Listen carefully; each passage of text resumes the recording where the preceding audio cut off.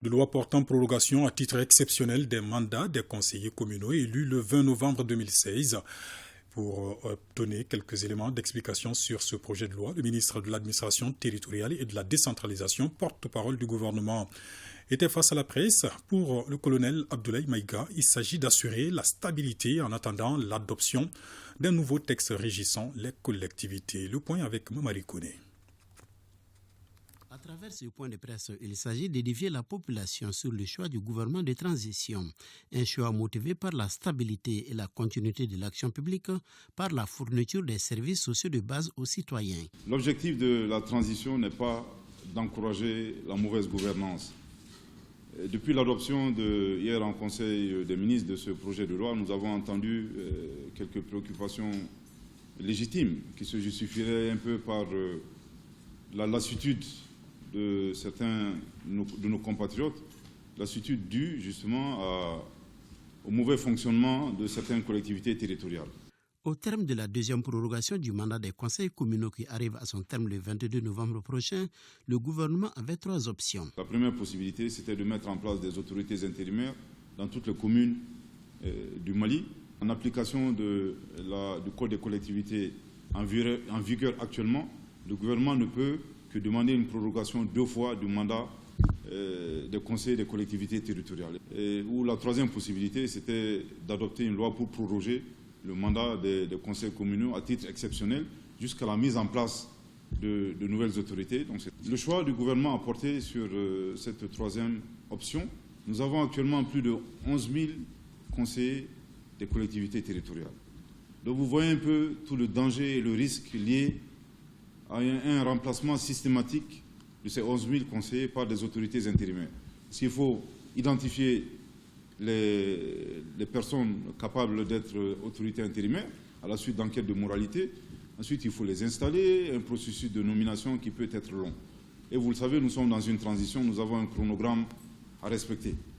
En vue de permettre la mise en place des délégations spéciales, le gouvernement de transition entend relire le Code des collectivités. Nous allons soumettre à l'approbation de son Excellence le colonel Assimi Goïta, président de la transition chef de l'État, de remplacer le dispositif des autorités intérimaires par le dispositif antérieur que nous avons, c'est le dispositif des délégations spéciales. Mais là encore, notre but n'est pas de remplacer systématiquement les 11 000 conseillers par des délégations spéciales. L'objectif pour nous, c'est de remplacer systématiquement les collectivités territoriales qui ne fonctionneraient pas et de les remplacer par des délégations spéciales. En conclusion, dira le porte-parole du gouvernement, l'objectif des autorités de la transition n'est pas de donner un blanc-seing aux collectivités qui ne marchent pas.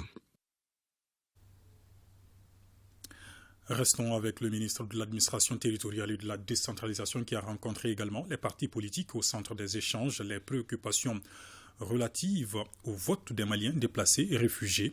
Autre sujet abordé, la relation entre l'EJ et le comité de pilotage. Le point avec Al-Husseini Touré. Cette rencontre entre le département en charge de l'administration territoriale et les partis politiques vise essentiellement à trouver une solution consensuelle à la problématique du vote des Maliens déplacés et réfugiés. Le Premier ministre par intérim qui présidait personnellement les débats a insisté sur le caractère inclusif de sa démarche.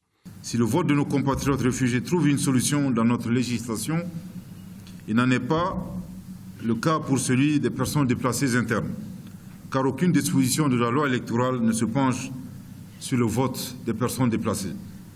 Si aucune solution n'est trouvée à cette situation, bon nombre de personnes déplacées et des réfugiés ne pourront accomplir leurs devoirs citoyens lors des scrutins décisifs à venir.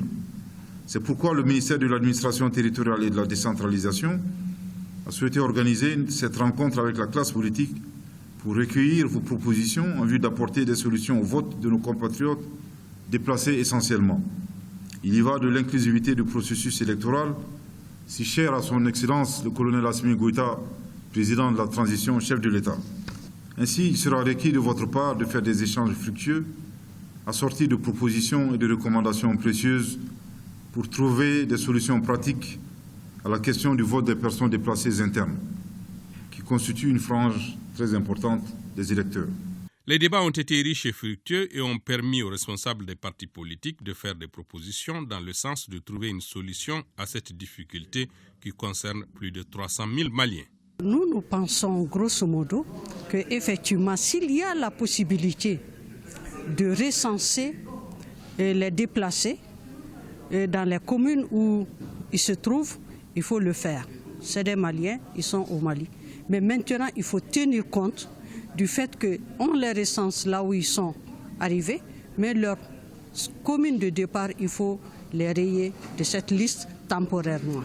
Et concernant les réfugiés, si on ne peut pas les retrouver sur les listes déjà au niveau des pays d'accueil, mais il faut mettre à contribution la diaspora et nos missions diplomatiques. Les participants ont également évoqué d'autres sujets, notamment liés au fonctionnement de l'EIGE, l'aide publique aux partis politiques et surtout aux relations entre le comité de pilotage et l'EIGE. Le comité de pilotage est un outil qui permet au gouvernement d'appuyer et d'aider l'EIGE dans ses missions.